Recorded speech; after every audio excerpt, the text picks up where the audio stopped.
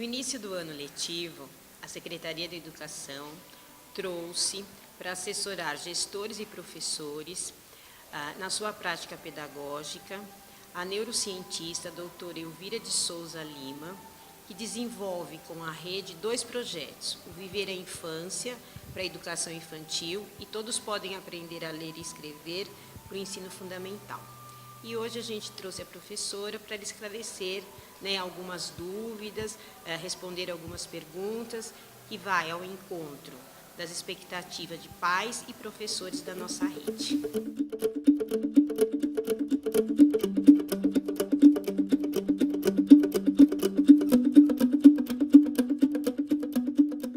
Fazemos muita confusão, como a tecnologia avançou muito, e vai muito rapidamente, tudo fica obsoleto em 6 meses. Nós temos essa tendência de achar que a criança é mais esperta, mais inteligente, porque ela está lidando com essa tecnologia. Então, isso aí nós temos que separar muito bem, porque o desenvolvimento cultural da humanidade avançou muito, mas até agora a biologia da espécie não mudou. Não é porque nós temos toda essa tecnologia que a criança está mexendo com a tecnologia, que, aliás, não deve, vou falar um pouquinho sobre isso, vai andar mais cedo ou vai falar mais cedo se não tem bebê fazendo frase aos 6 meses. Então, nós temos que entender que a criança, da espécie humana, ela continua criança. E ela precisa fazer o que a criança, a infância, sempre fez. Então, as atividades infantis, a cultura da infância, ela continua a mesma. E mexer com a tecnologia não adianta, não modifica isso. Às vezes até prejudica. Então, nós temos que entender bem isso, que nós vamos continuar tendo uma evolução muito grande tecnológica, e quanto mais faz, mais avança, mais nós temos possibilidade de criação, mas a criança está lá no mesmo ritmo da espécie.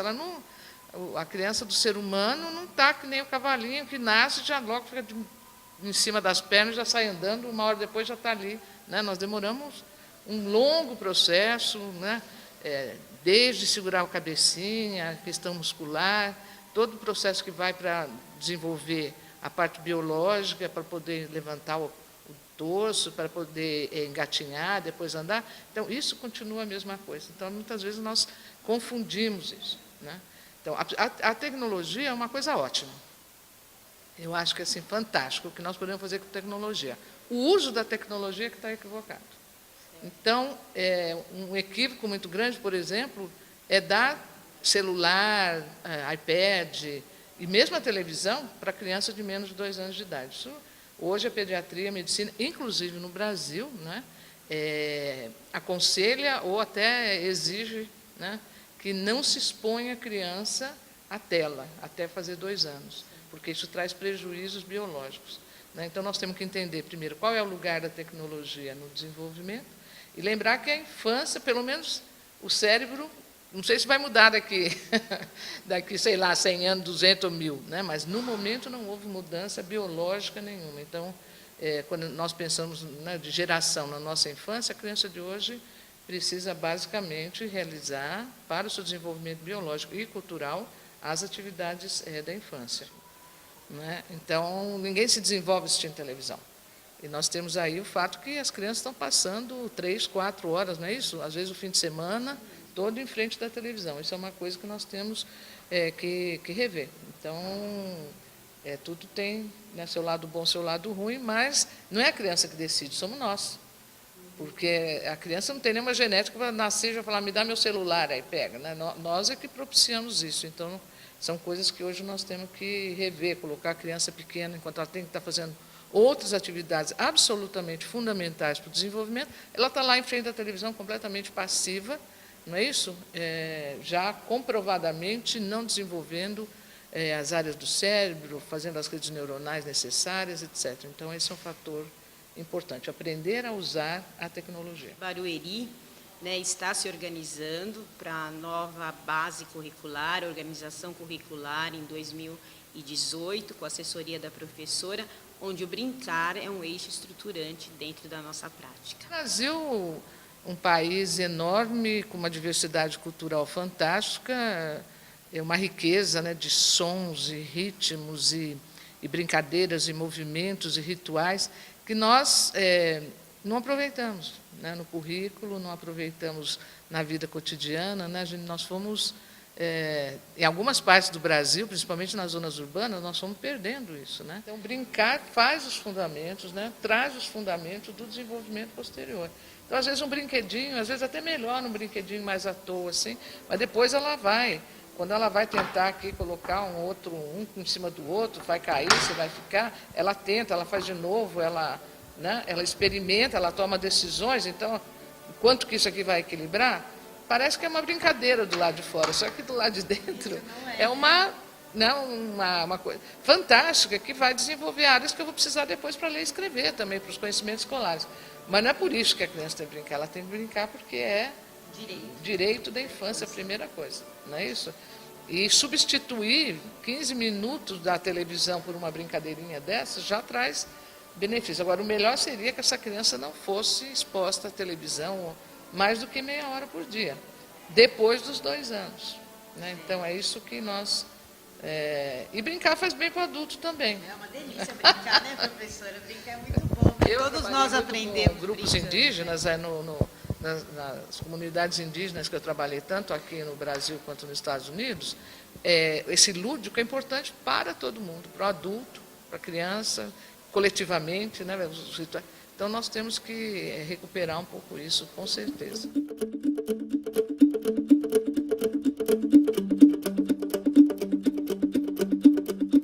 Então, a música, não se tem relato na história da humanidade de nenhuma comunidade, nenhuma cultura que não tenha tido música. A música sempre esteve presente. Né? Nós temos um cérebro musical.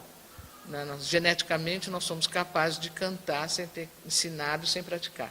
Outras coisas eu preciso, né? Tocar um instrumento, compor, ler música, aí são outras aprendizagens. Mas nós nascemos, né, com essa capacidade, né, de realmente reproduzir música, e o surdo, nós sabemos hoje, ele não ouve, mas se nós pusermos música perto dele, porque música é frequência, né? Ele sente pela vibração. Então, entre parênteses, o surdo ouve por vibração. Por quê? Porque nós temos esse... Né, e uma pessoa com essa diversidade biológica de não ouvir, pode desenvolver a melodia da fala se ele for uma melodia no cérebro a partir da vibração. Então, está assim, bem comprovado. Né? A música faz parte mesmo da evolução da espécie humana. Nós sabemos hoje, só para comentar, né, a importância da música na saúde. Né, música usada hoje com bebê prematuro, para batimento cardíaco, doenças, curas pela música. Né, quer dizer, a música tem realmente um impacto muito grande no cérebro, ela altera fisicamente o cérebro. Né, então, a música das produções humanas é a que muda o nosso humor mais rapidamente, não é isso, gente? Ela congrega pessoas que não se conhecem, que falam língua diferente, linguagem diferente. Então, a música realmente é integrante de ser humano. Então, aí nós temos que pensar de botar a música no contexto. Né? Agora, a prefeitura, com essa bela iniciativa de trazer instrumentos, né? Estão os alunos aí aprendendo instrumentos de corda, de sopro, percussão, já tocando em grupo, não é isso? A música educa a atenção, a música nos faz sentir... Né? Porque na hora que você está tocando em grupo, você tem que estar prestando atenção em você e no outro, né? Porque não vou tocar no jeito que eu quero, no tempo que eu quero, tem que ser no tempo que o maestro está regendo, está escrito lá na música. Então, ela desenvolve muita empatia, a escuta do outro, né? Ela forma cidadania, ela desenvolve cidadania nas pessoas. Então, colocar a música, e você veja, a gente sabe isso pela antropologia, não tem cultura que não tenha cantiga de niná, certo? Elas podem, né? Então, nós podemos ter escalas diferentes nas culturas, mas todas têm. Então, é realmente, sim, eixo fundamental da formação humana. E, de quebra, né, nós sabemos que o desenvolvimento das áreas envolvidas com todas as dimensões da música são, assim, fundamentais na aprendizagem dos conhecimentos escolares. Né? Ela faz muito, tem uma parte importante, né, de grande importância na alfabetização, na aprendizagem da matemática. Então, realmente é um ganho por todos os lados. Né? E o desenho, professora, que também é um eixo estruturante do nosso currículo? Desenho, seja ele feito com as mãozinhas, pode ser no barro, na areia, com papel, na tinta, né? Deixa um registro. E essa ideia de que um traço representa alguma coisa é que vai ser a base de ser alfabetizado lá na frente.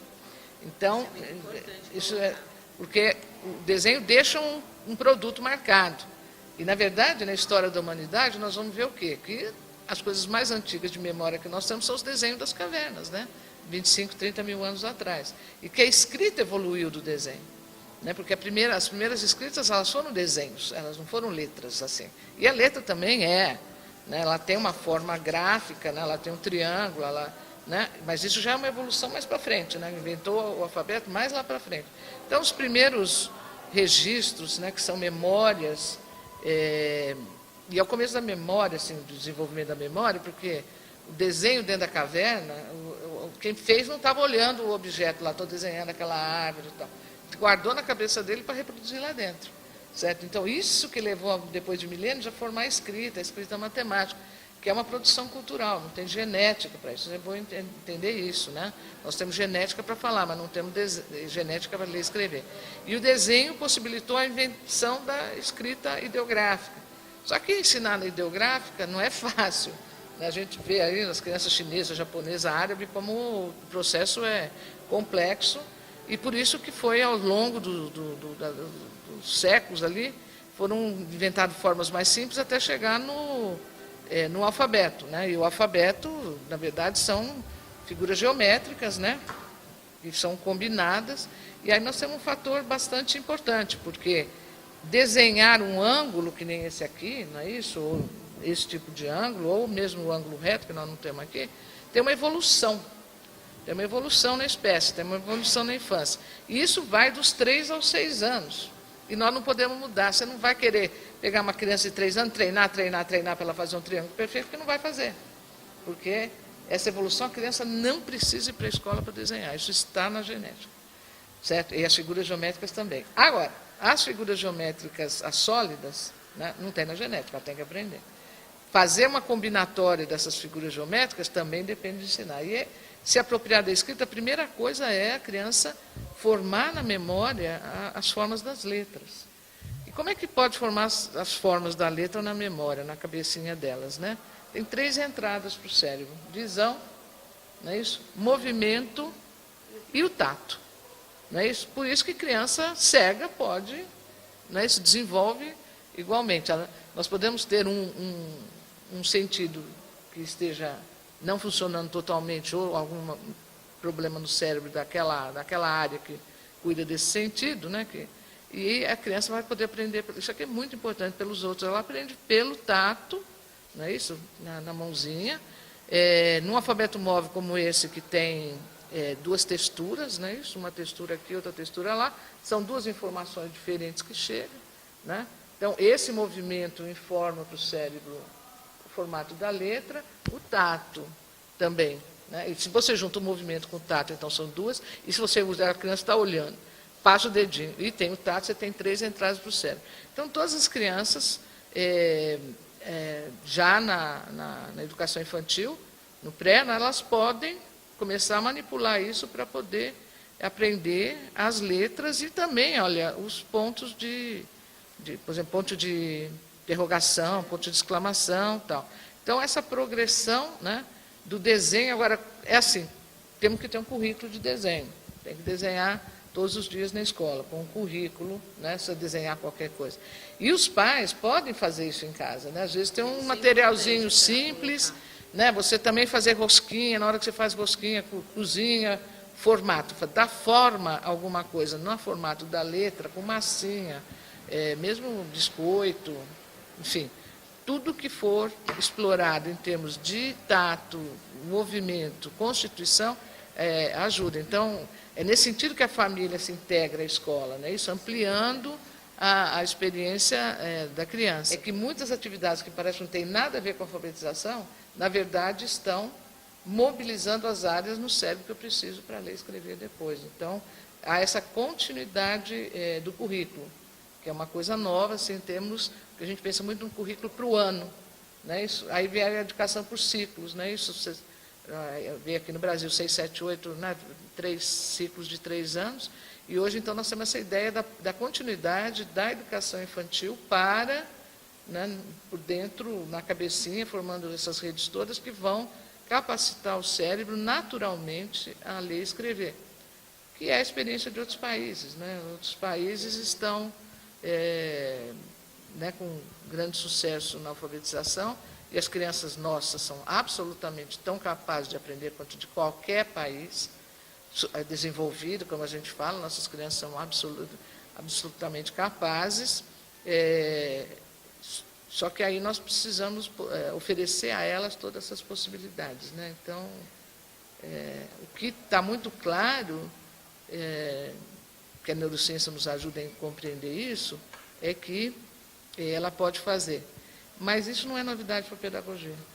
Pedagogia, desde 5.000 anos de pedagogia, eles sempre puseram a criança de 7 anos completo na escola, né? E quando surgiu a educação infantil, ela surgiu como jardim da infância, que chamava, não é isso?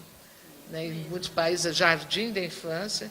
Então, a importância da natureza, do brincar, não é isso? Da atividade com música, exploração de sons, ritmo. Então, os primeiros currículos até a Segunda Grande Guerra de educação infantil era isso, né, que Barueri está colocando. Quer dizer, a pedagogia já sabia disso, é que hoje a neurociência fala, não, eles estavam certos, a pedagogia antiga estava certa. A gente tem a confirmação científica, né, que a pedagogia está sempre no caminho certo, né, sempre é a contribuição, né, a pedagogia sem a ciência, ela não caminha. Então, precisamos da pedagogia, da neurociência, para que realmente valide toda a nossa estrutura curricular. Então, mas não é só neurociências, né? Quer dizer, a antropologia nos ensina isso, da importância da cultura, dos rituais coletivos, das brincadeiras. Quer dizer, as áreas de conhecimento que estudam o ser humano, elas aprofundam aspectos que a pedagogia tem que lidar, porque a pedagogia é a ciência de formar o humano, e não tem outra. É a pedagogia. Então, lógico que em 5.000 anos de escola, não da educação infantil, mas da escola, que seria o fundamental, né, nós temos aí um conhecimento muito denso construído, né? E é lógico que cada tempo cultural é uma coisa, né? Mas mesmo quando inventaram o livro, depois quando inventaram a imprensa, não é isso? Continua a pedagogia o seu caminho, não é agora porque tem a neurociências que nós vamos falar, não, né? Mas a neurociência nos ajuda a compreender. Né? Então, ela, por exemplo, mostra uma coisa importante, toda criança pode aprender. E o Escrita para Todos é com essa base. Nós sabemos ensinar todas essas crianças? Não ainda. Né? Então, tem essa diversidade toda. Então, é nesse caminho que o currículo vai, né? Partindo do conhecimento dos professores, da rede, da história. Né? Nós não podemos tirar a história. Né? E cada país tem a sua, cada comunidade, cada município. Né? E só vai para frente se nós partimos da pedagogia para chegar na pedagogia, não é para chegar na neurociência. Isso não tem sentido nenhum, né?